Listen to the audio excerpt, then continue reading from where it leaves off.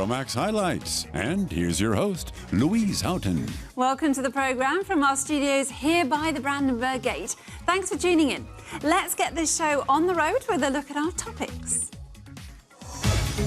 Detailed designs, the creations of British fashion label Teatum Jones. Painful play, a Berlin exhibition shows video games with a twist. And musical meeting, Italian pianist Marino Formenti and his experimental performances. The International Woolmark Prize is of great significance to young designers around the world. Back in the 50s, when the award was first established, it went to two now famous designers, Karl Lagerfeld, who's on the left of the photo, and Yves Saint Laurent, who is in the middle. This year, it went to a British label called Teatum Jones, who are well on their way to forging a career as successful as those two. During New York Fashion Week, British label Teatum Jones presented its collection at the finals for the International Woolmark Prize. In keeping with the rules of the competition for up-and-coming fashion designers, everything on show was made from Australian merino wool. It was romantic and at the same time very pragmatic. You can wear the clothes, you can see them in the store. They had hanger desirability. The Teatum guys, I believe, were very representative of what the International Woolmark Prize represents. You know, the competition is about exploring innovative ways of using wool, and I think that they did that beautifully. The designers developed a type of woolen lace for their collection. They applied it to woolen fabric to create three-dimensional patterns.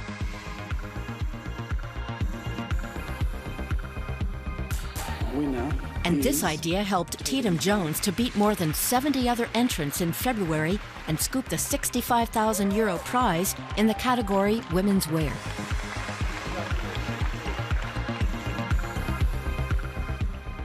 When you're young and you're passionate and you're creative, you know, these sort of help along the way really helps you to grow your brand. So it's enormously important. Back at the Teatum Jones workshop in London. For Catherine Teatum and Rob Jones, the past few weeks have been rather exceptional. Since winning the International Woolmark Prize, they've been catapulted into the international fashion limelight.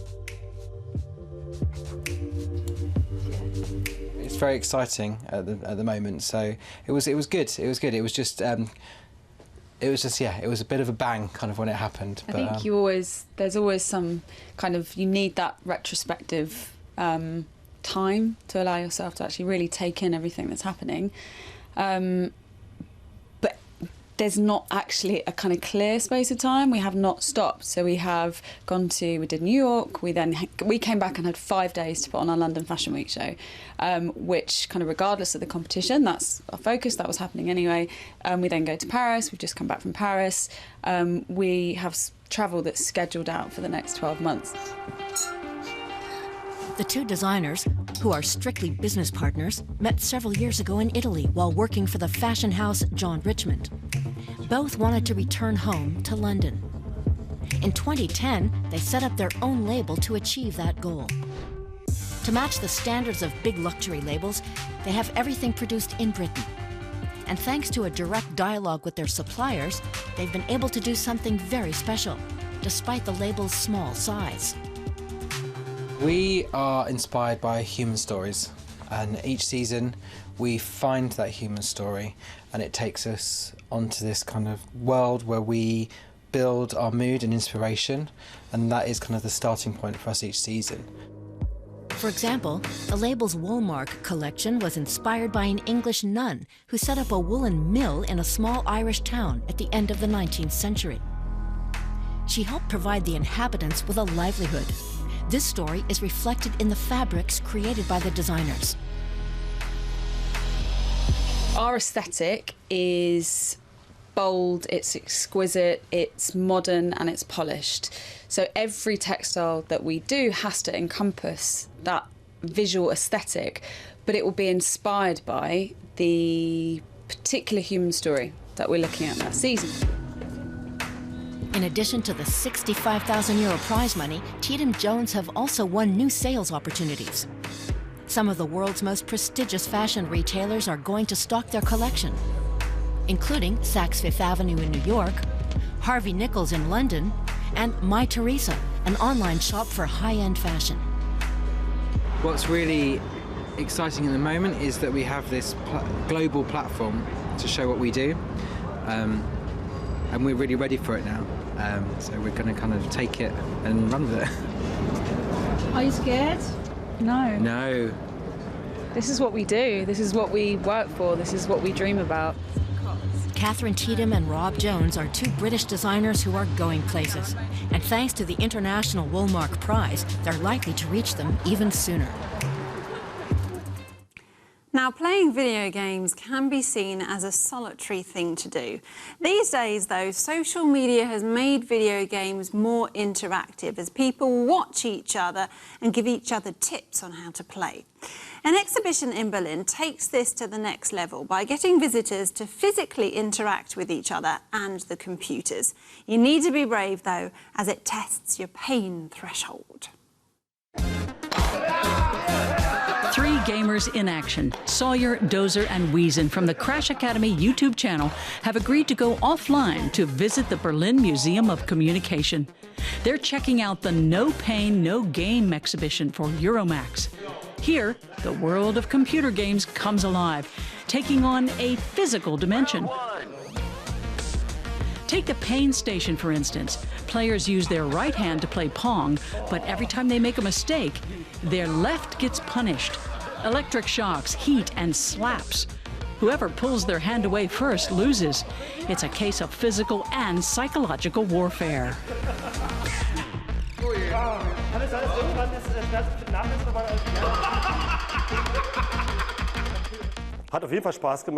It's definitely fun. You get really competitive despite the pain. You can't pull away because you don't want to seem like a wimp. This is a new experience for the gamers. Normally, they produce Let's Play videos. To make them, they film themselves playing and provide a running commentary throughout. Schnapp ihn dir, Sifo, schnapp ihn dir. Ja, ja. Erstmal können vor Lachen. The videos are a big hit online. Warum verfolgt mich eigentlich hier so eine fliegende Tonne? Millions of people watch them. It's kind of a mix of sport and gaming. You can take part yourself and see how others are doing. Lots of people no longer play much themselves, but like watching other people game. It's a form of entertainment. Of course, it's important for us to pack a lot of tips, tricks, and know-how, and news into our videos, and to bring people on board. Even here at the exhibition, the guys find it hard not to provide a running commentary, even when playing alone in the Furminator. Round 2. Okay, let's do this. Star Game. Komm, ein Guter muss dabei sein. So ist es. Aber die Optik ist der Hammer. This is just one of 10 exhibits by Cologne-based artist duo Tilman Reif and Volker Morava, also known as Fur. All of their 10 installations feature an interactive component. Players have to exert themselves both physically and mentally. Some of the games are even voice-powered.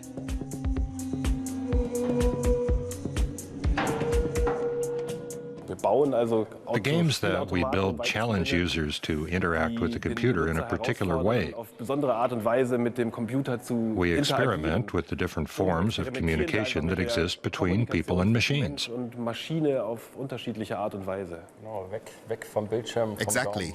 It's a move away from thumbs and screens. It's about fists and singing. Volker Morava and Tilman Reif have been working together since 2001. Their first collaboration, The Pain Station, was a huge hit. The unusual games console even made it into the Museum of Modern Art in New York. But No Pain, No Game is their first solo exhibition. It's supported by the German cultural institution, the Goethe Institute. After touring Eastern Europe, it's now being shown in Germany for the first time. The idea is to rekindle people's passion for play.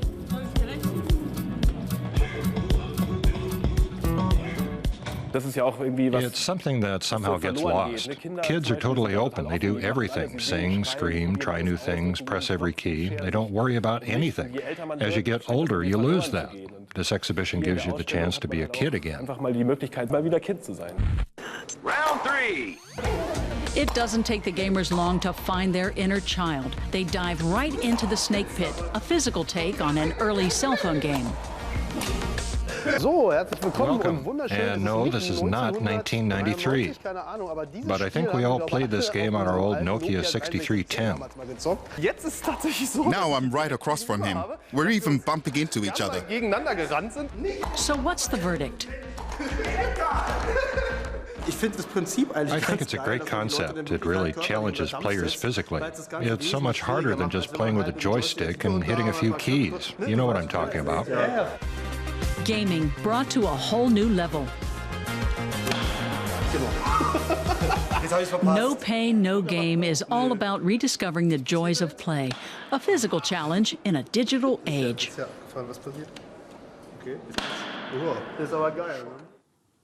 Well, our next report continues on a similar streak, blurring the lines between virtuality and reality. Davide Quaiola from Italy takes old masterpieces and, with the use of digital technology, transforms the works of art into mesmerizing, moving images.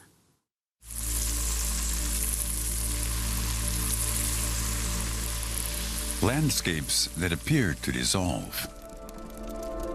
Enormous screens where works by old masters are deconstructed. They're all creations by Davide Quaiola.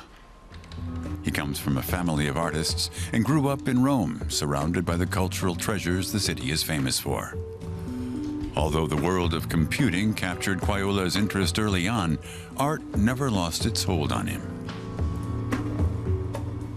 For me, historical artworks is kind of icons of beauty and perfection in a way, something that we studied so much. We looked at them. I'm interested in the contrast of how such an old object could be looked again in new ways. His fascination with the works of great artists like Diego Velázquez has often brought Quaiola to museums like the Museo del Prado in Madrid, both in real life and in the digital world. Back in 2009, the Prado posted high-resolution images of 14 of its most important works online. Meanwhile, collaborations like the one with Google Art Project have made it possible to admire virtual versions of works like Diego Velázquez's Las Meninas. The painting was the basis for this animation by Quaiola.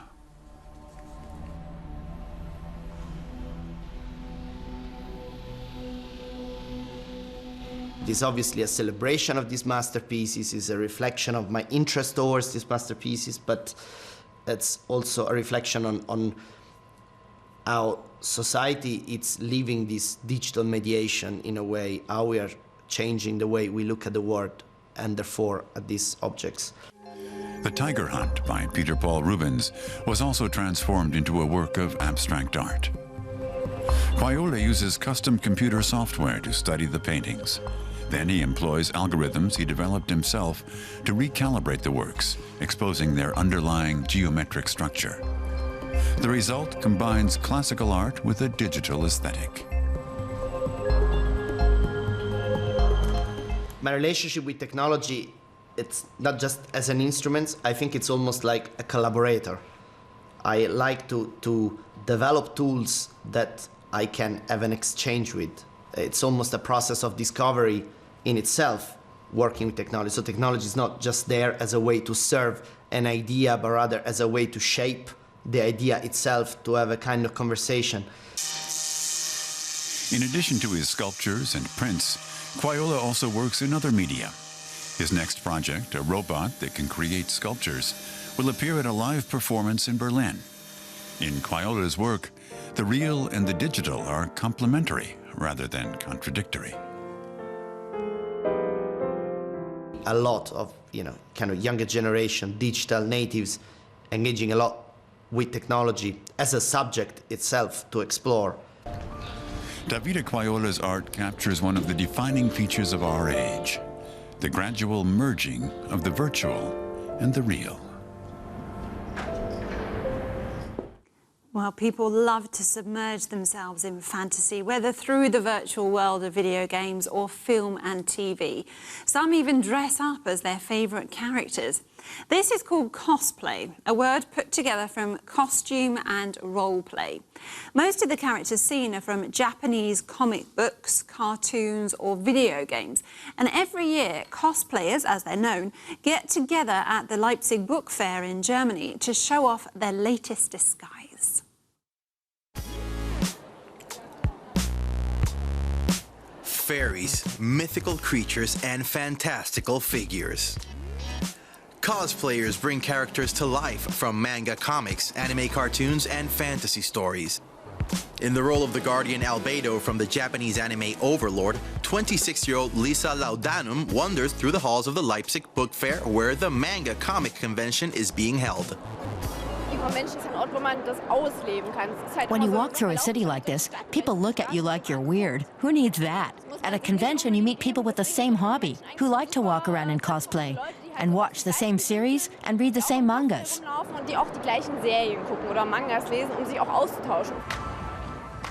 In Germany alone, about 15,000 cosplayers regularly take on such roles. Millions of people around the world love mangas, animes, and comics. The scene is especially active in Japan, the United States, and Europe. Mangas have fascinated Lisa since her childhood. She began cosplaying 8 years ago. She designs the costumes herself, a precondition for being taken seriously in the scene. She taught herself to turn a picture in an anime into a sketch and then into a sewing pattern. She has produced about 50 cosplay outfits by now. Some are finished within a day. Others, like the one she's working on here, take several months.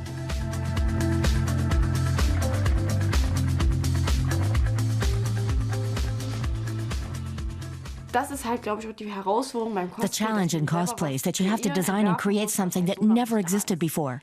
That's the attraction, to hear others say, oh, that looks fantastic, I want to make one too. I've created something I can be proud of. I've put lots of work, time, and money into this. It's a hobby that demands imagination and creativity.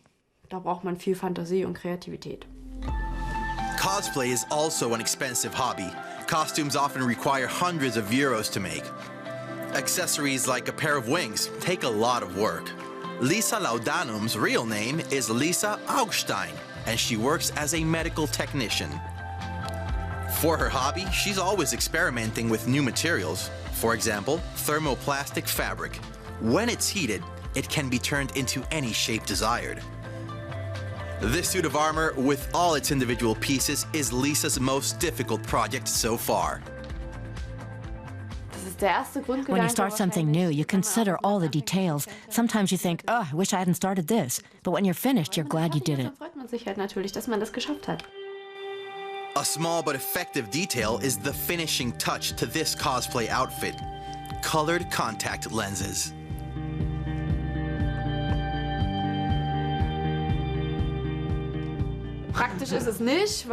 It's not really practical. You have trade-offs. You have to walk around for a day with a strand of hair in your face. But you do it for a convention or for photos. Nobody said it was easy. Back at the Leipzig Book Fair, Lisa walks through the exhibition as the guardian Albedo. She comes to the book fair dressed in a different costume every day. Photos of each costume are crucial. Jennifer Maschke specializes in cosplay photography. If you have a cosplay outfit, you want to show it to everyone. So ultimately, the completed processed photograph you upload is extremely important to the cosplayer. That's the only way to display your costume. For Lisa Laudanum, the manga comic convention at the Leipzig Book Fair is the highlight of the year, especially because of the recognition she gets from fans. The reward for my work is that other people who know the series recognize the costume. It's a relatively unknown series, and so when someone says, I know that costume, I know I've done my duty. Cosplayers use lots of imagination to bring the fantasy worlds of mangas and animes to life. at least for a day. Now, the month of March is when you can see the Berliner Festspiele Culture Festival in full swing. Concerts, installations, performances and much more are programmed. The theme of the first 2 days this year focused on time and the digital universe. Italian pianist Marino Formenti was one of the first to perform, though his concert was not so much performing, but letting the crowd dictate his set list to him. And he didn't stop until he played every single request in the room.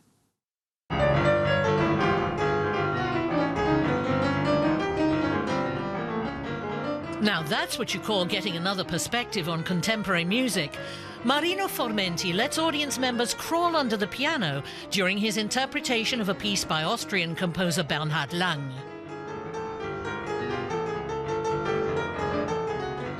This isn't a piano concert, it's a party, so relax. We're in Berlin. Relax, wir sind in Berlin. Take a glass, take a drink, and come back or not. Formenti's repertoire is extremely varied. It includes this 18th century sonata by Domenico Scarlatti.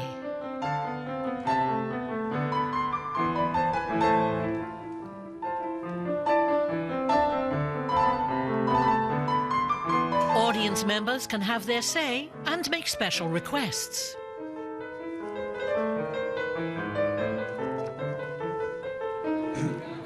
How about come share the wine?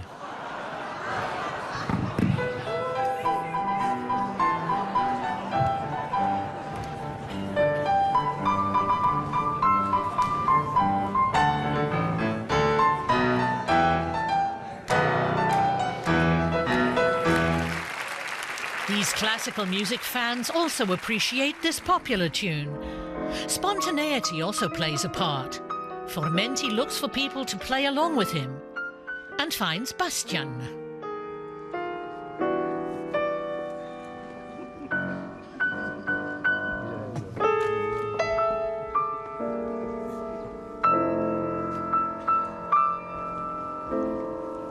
A Syrian named Mohammed sings a spontaneous lament.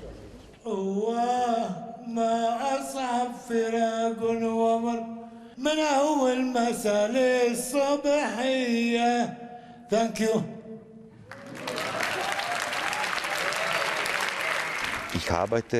I'm working on my openness as a person and, at the same time, on my openness as a musician.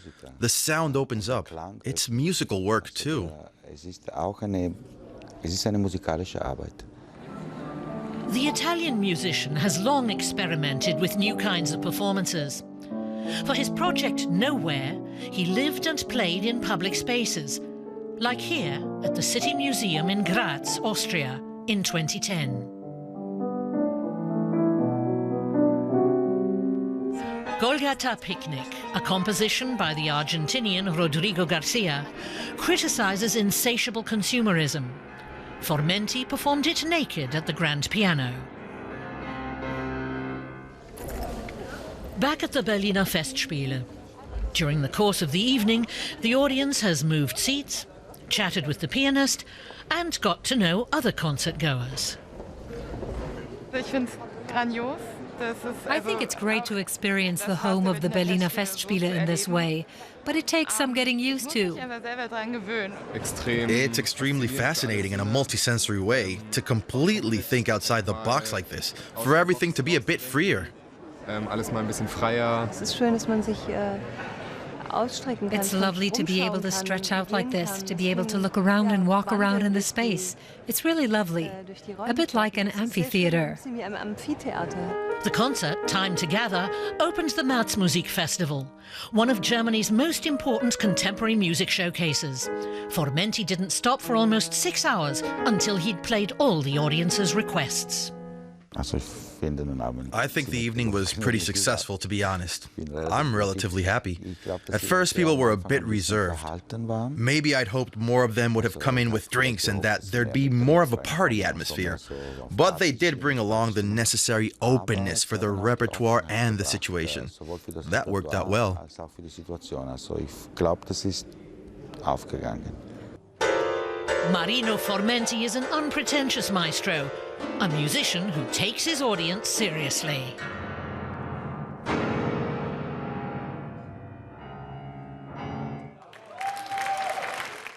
Well, those quite literal notes have brought us to the end of the show.